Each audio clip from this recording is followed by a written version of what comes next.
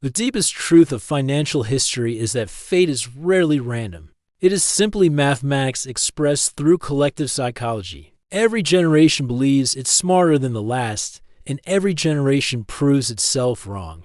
In the Roaring '20s, cheap credit fueled a stock bubble that burst into the Great Depression. In the 2000s, cheap mortgages did the same, triggering the global financial crisis. Each time, experts swore it was different until it wasn't. The truth is, crashes are not rare accidents. They are inevitable mechanical events. They are the financial system's brutal business model. Easy money inflates assets, and ordinary people are left holding the bag.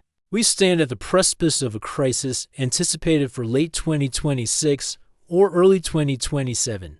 This is not prophecy. This is pattern recognition right now. We are living through the exact identical structural setup that preceded the most devastating financial events in modern history. This documentary provides a deep forensic analysis of the coming collapse. We will show you exactly how crashes unfold, who loses everything, who profits enormously, and why the 2026 to 2027 crash could be worse than 1929 and 2008 combined. This time, the scale is larger, the leverage is higher, the interconnection is deeper, and most critically, the people in power have used all their ammunition fighting the last crisis, leaving nothing in reserve for the next one. Every crash begins with a bubble, and we are not just in a bubble.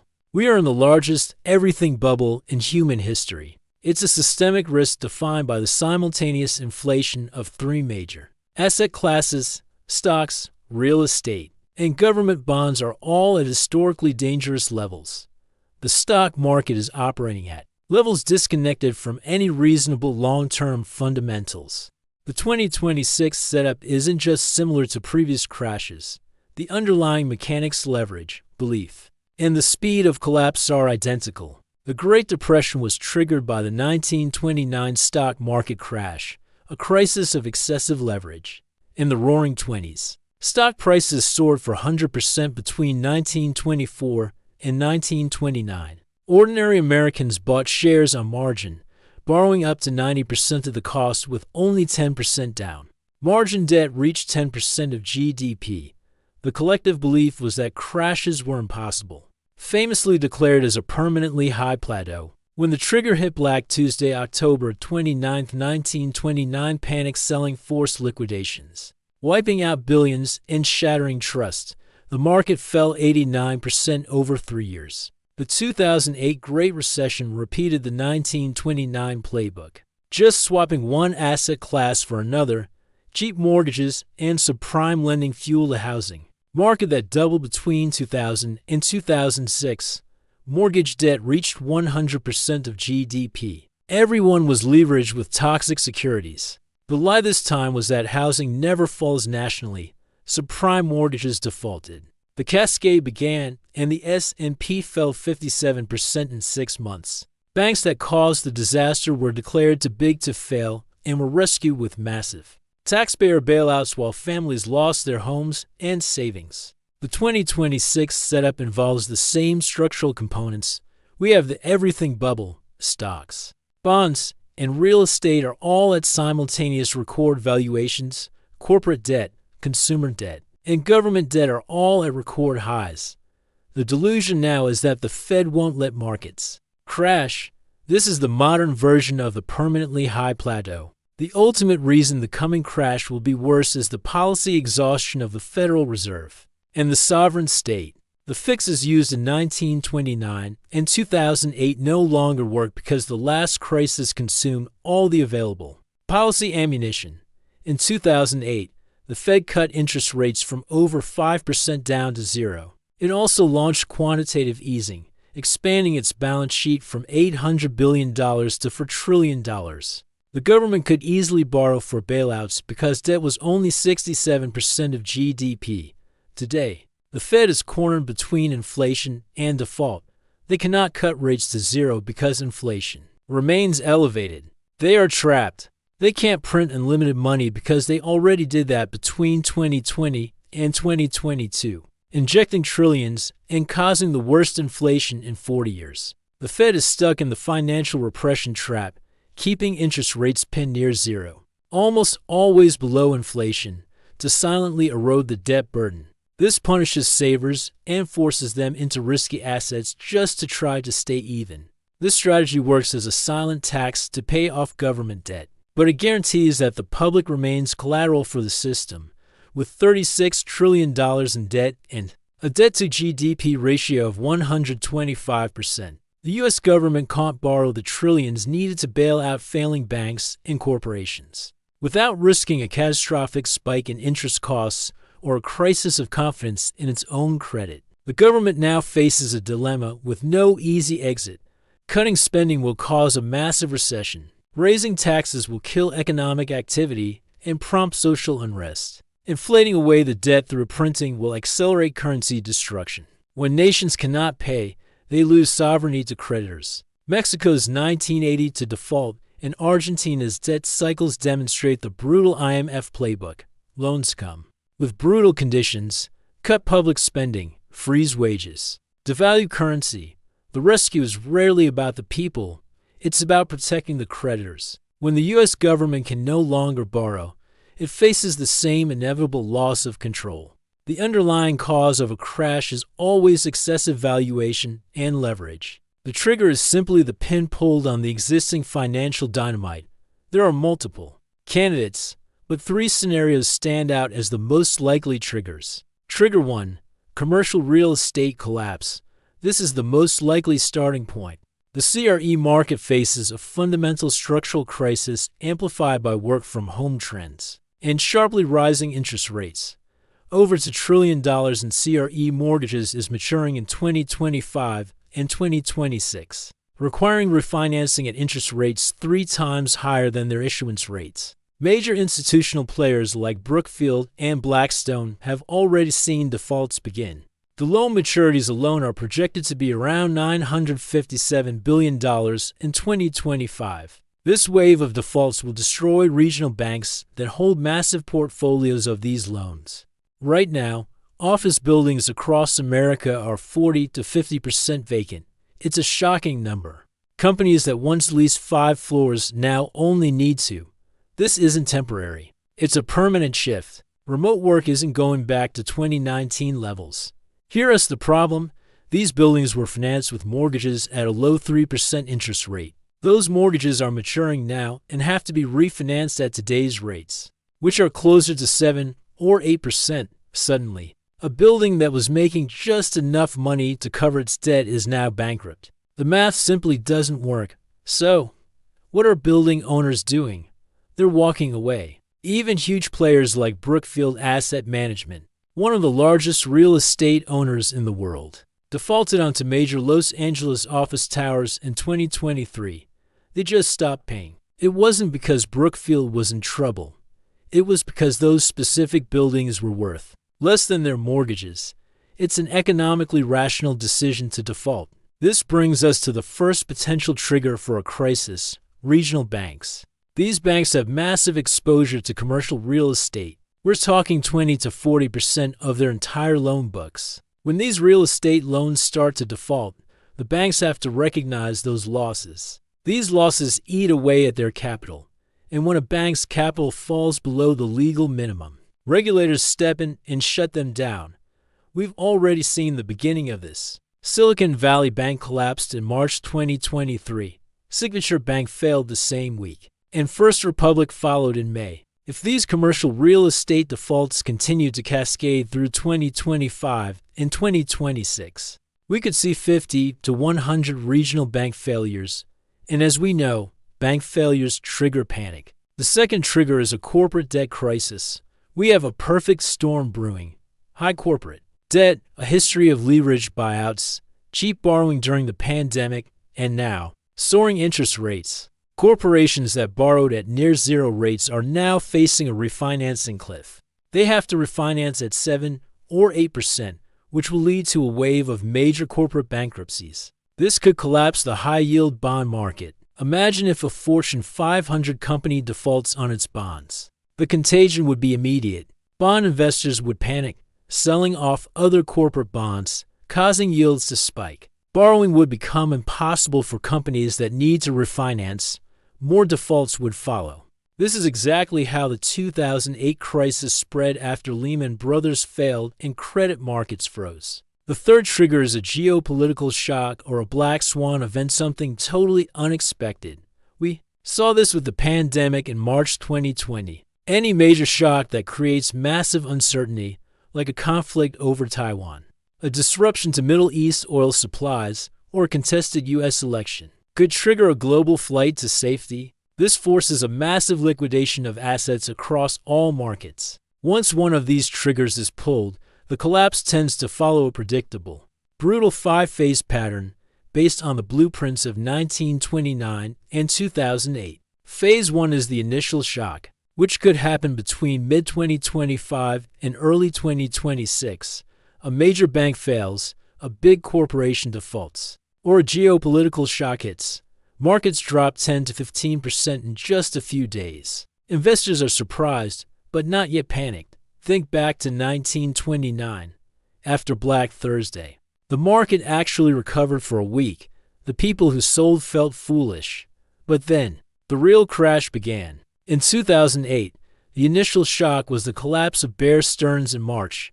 The market fell. But the Fed arranged a bailout. Everyone thought the crisis was averted. That leads to Phase 2, the false recovery, which could happen in the spring of 2026. The media and politicians declare the crisis contained. Markets might even partially recover for a few months. The Fed might cut rates slightly. Investors, believing the worst is over, buy the dip. This false hope is dangerous because it allows the underlying problems, the widespread leverage and spreading defaults, to fester beneath the surface. In 2008, after Bear Stearns collapsed, markets stabilized through the summer. Analysts were calling the bottom. They said the financial crisis was contained. Then September arrived. Phase 3 is the cascade, which we might see in the summer or fall of 2026. This is the real crash, driven by forced selling and pure panic. Defaults accelerate across commercial real estate and corporate debt. Credit freezes system-wide. In 2008, this was when Lehman Brothers failed. The market plunged 40% in just 6 weeks. This is the stage where the dominoes fall, and they fall fast. Understanding these patterns is key to navigating what could be a very turbulent time ahead. Here's how the mechanism works. Leveraged investors get margin calls. Those who borrowed to buy stocks are forced to sell, triggering even more selling, what's known as a cascading liquidation. Then, institutional investors face redemptions.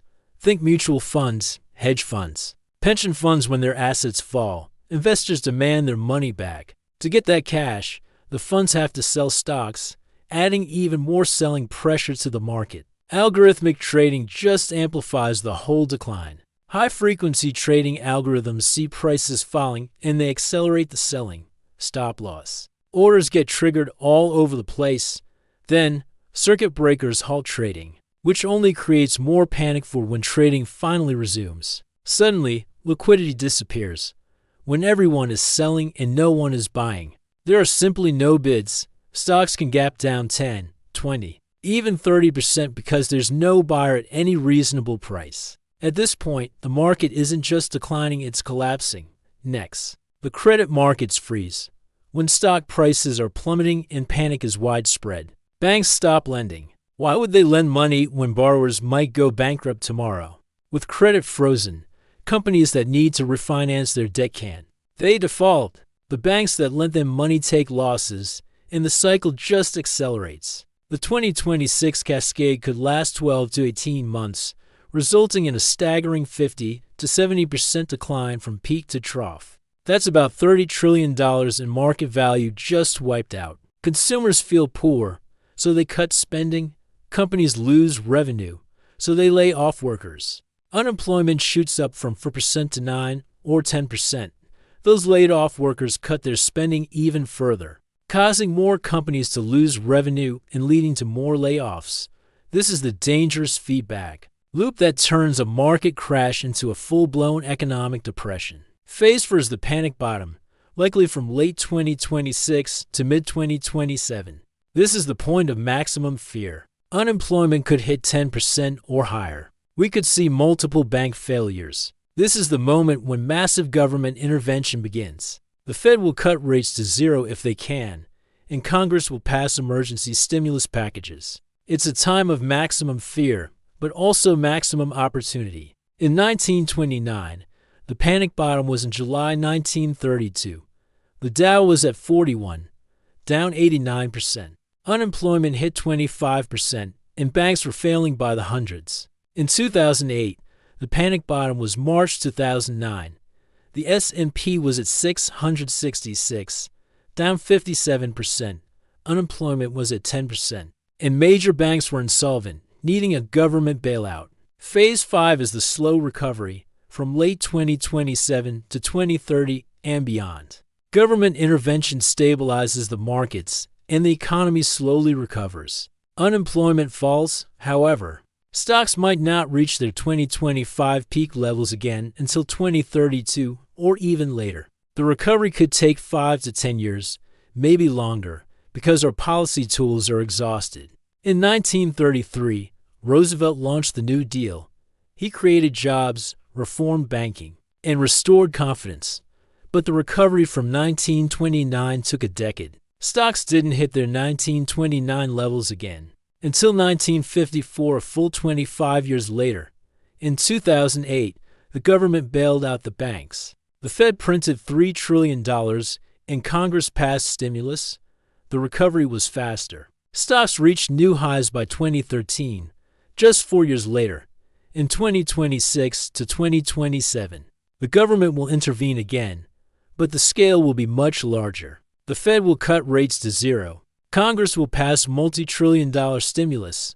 Banks will be bailed out, but the recovery could be slower than in 2008 because our debt levels are so much higher. With government debt at 120% of GDP, adding trillions in stimulus pushes it to 150% or even 180%. At those levels, just servicing the debt consumes tax revenue. Every crash creates an enormous wealth transfer from those who don't see it coming to those who do. Crises don't destroy wealth, they transfer it. The middle class and small investors are always the first to be destroyed. Unlike 1929, when only about 10% of households own stocks. Today, over 58% of households are exposed through their 401k retirement accounts. When the markets fall, everyone is hit directly. The middle class is destroyed by the illusion of stability. They save money based on government promises, only to see their assets inflated away by quantitative easing, and their savings eroded by financial repression.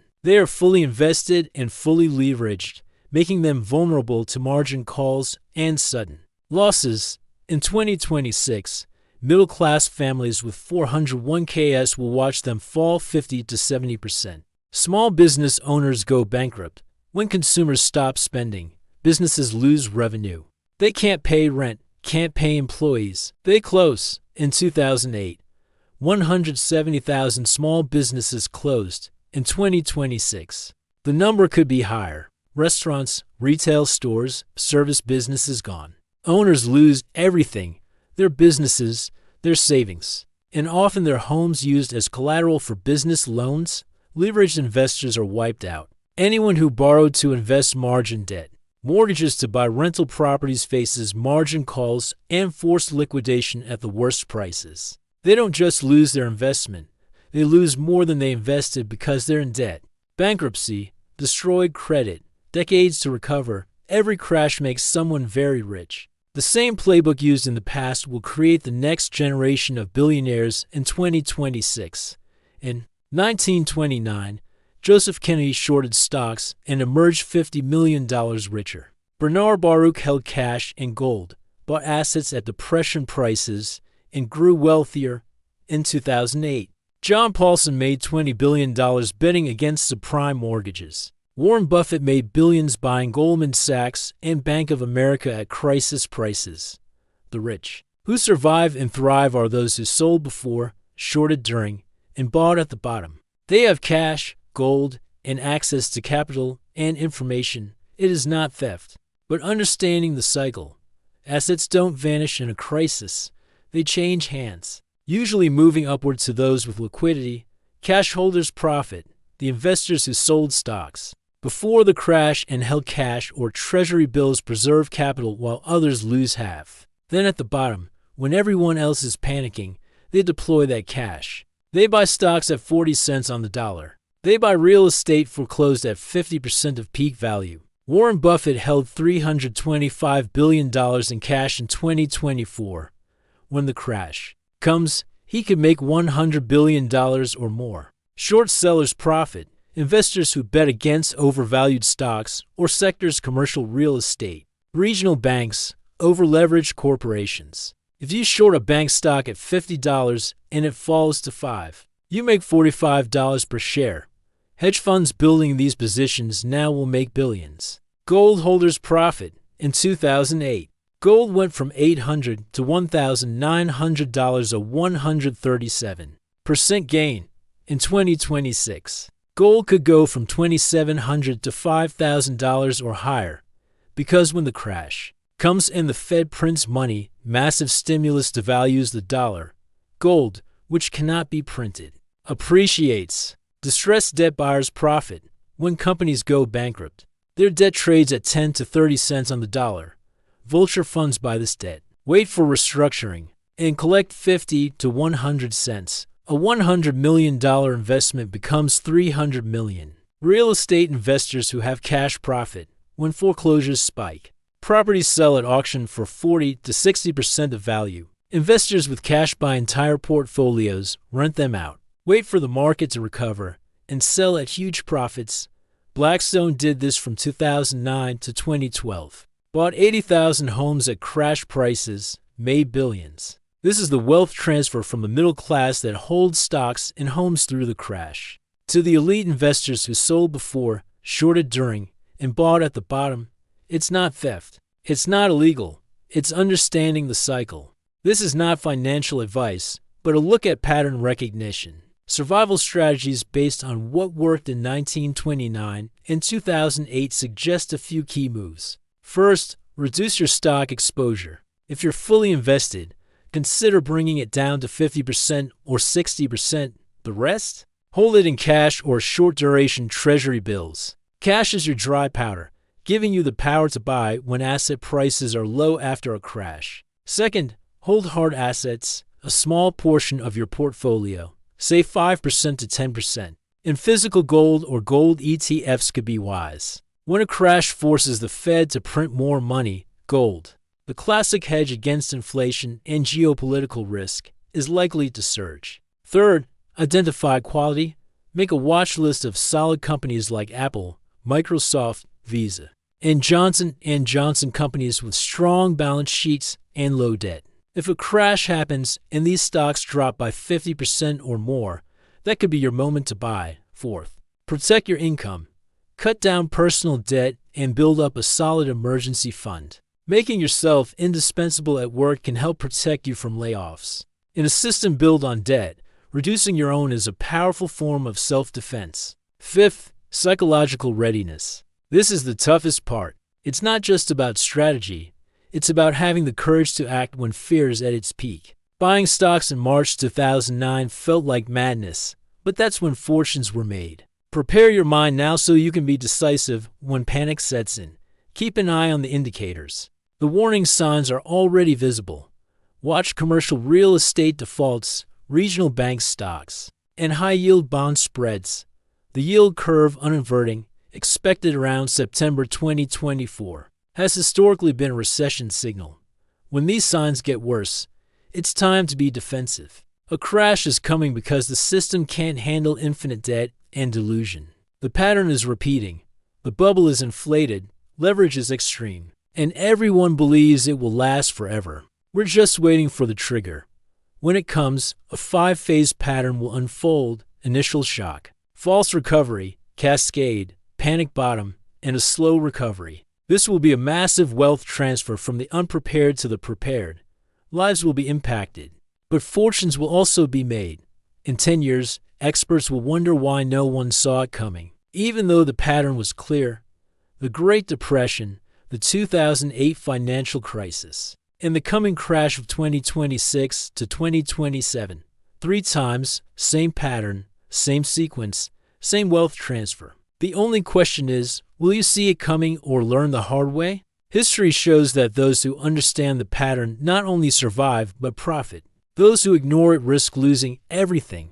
The setup is complete. The pattern is repeating.